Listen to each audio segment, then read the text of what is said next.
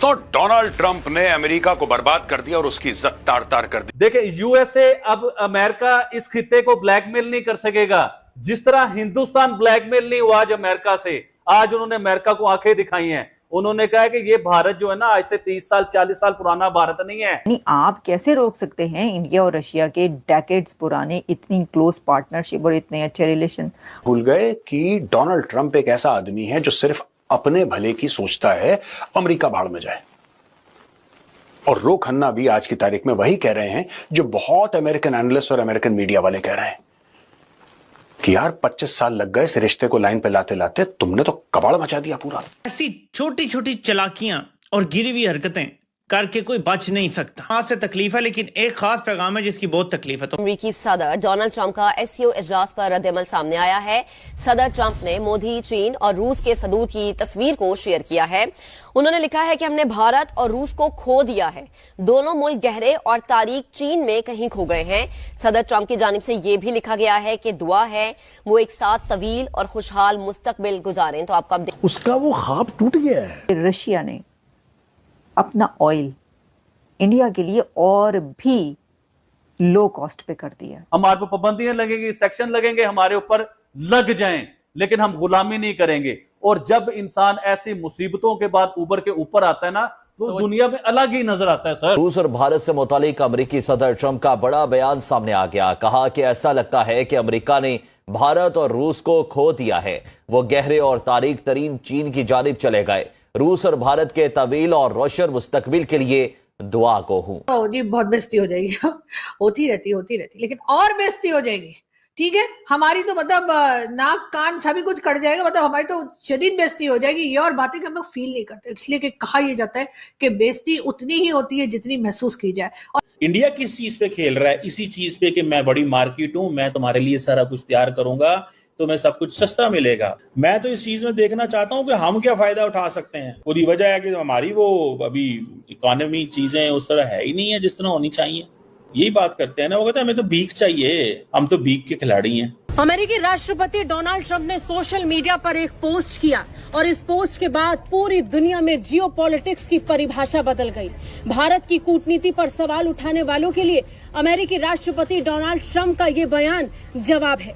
भारत ने अपनी रणनीति से डोनाल्ड ट्रंप को और उनकी नीति को घुटने पर ला दिया है। डोनाल्ड ट्रंप जो भारत पर 50% टैरिफ लगाकर भारत को दबाने की पुरजोर कोशिश में जुटे थे, ये बयान बता रहा है कि ट्रंप अब हार मान चुके हैं। ट्रंप को ऐसा लगा था कि गाली गलौज करके, धमकी करके उसकी बातें मान लेंगे लोग। फिर उसको ऐसा लगा कि टैरिफ लगा के मेरी बातें मान लेंगे लोग। इस टाइम जो इंडिया प्लानिंग कर रहा है ना सर, ये आने वाले 5-10 साल में आपको समझ आएगी कि इंडिया क्या कर बैठा हुआ है।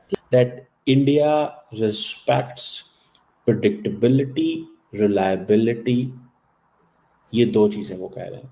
And this is a message, clear message to the United States. Trump ने रूसी राष्ट्रपति व्लादिमीर पुतिन, चीनी राष्ट्रपति शी जिनपिंग और प्रधानमंत्री नरेंद्र मोदी की एक फोटो को शेयर किया। फोटो को पोस्ट करते हुए उन्होंने कैप्शन में लिखा, लगता है हमने भारत और रूस को चीन के हाथों खो दिया है। China already second largest economy है, हम थर्ड लार्जेस्ट बहुत जल्दी बनने वाले हैं, यानी कि second and third economist in the world.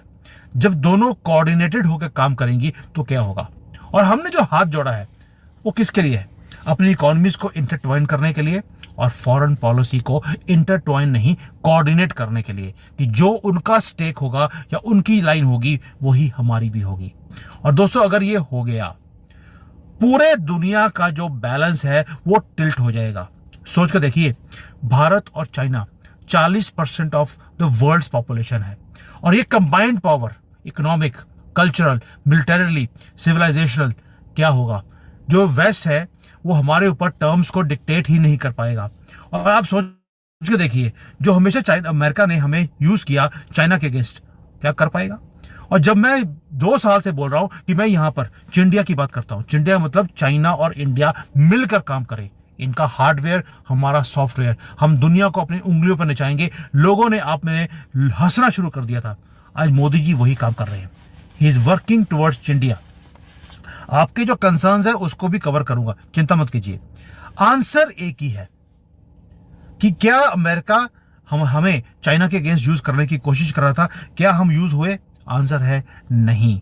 Modi ji ने बोला मैं किसी के पॉन नहीं बनूंगा, मैं भारत का प्रधानमंत्री हूं, भारत के लिए बात करूंगा। इसलिए प्रधानमंत्री मोदी की जो विजिट हुई चाइना में अभी एससीओ में, ये कोई सिंपल डिप्लोमेटिक हैंडशेक नहीं था, एक पोटेंशियल टर्निंग पॉइंट है, क्योंकि उनका 7 साल के बाद गलवान क्लैश के बाद ये पहला विजिट था to start a new chapter.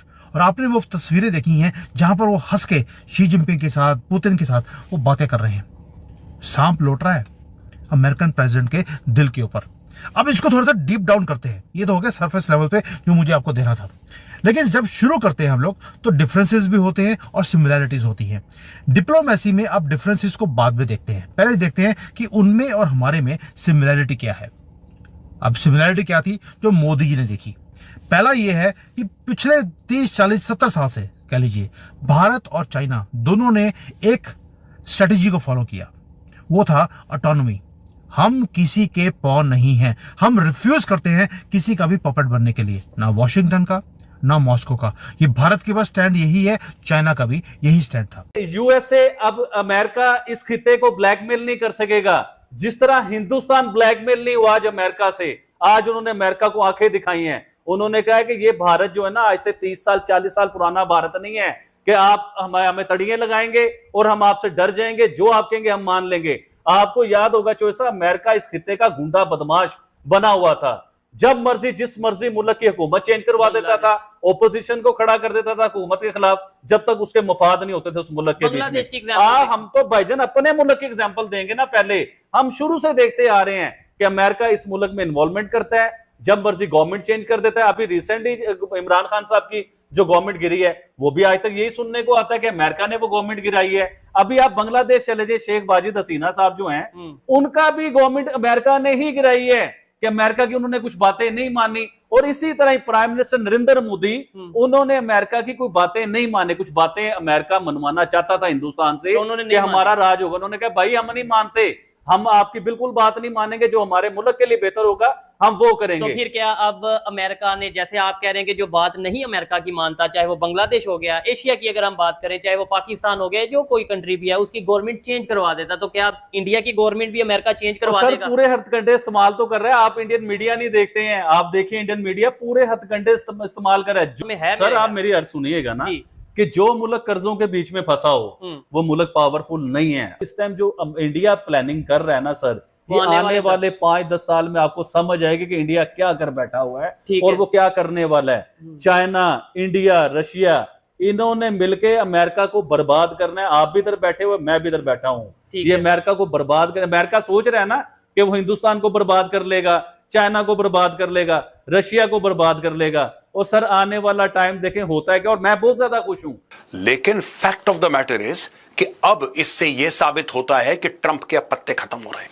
Trump को ऐसा लगा था कि गाली गलौज करके, धमकी करके उसकी बातें मान लेंगे लोग, फिर उसको ऐसा लगा कि टैरिफ लगा के मेरी बातें मान लेंगे लोग, फिर उसको लगा कि मैं ऐसे जो बयानात दूंगा जिससे स्टॉक मार्केट में उथल पुथल आएगी, उससे मेरी बात, जब कुछ नहीं हुआ तो ये अपने सारे पत्ते टेबल पे डाल रहा है कि कोई तो पत्ता चलेगा यार, कोई तो झुकेगा, कभी तो मेरी बात मानेंगे, और इसकी कोई बात सुनने को राजी नहीं है।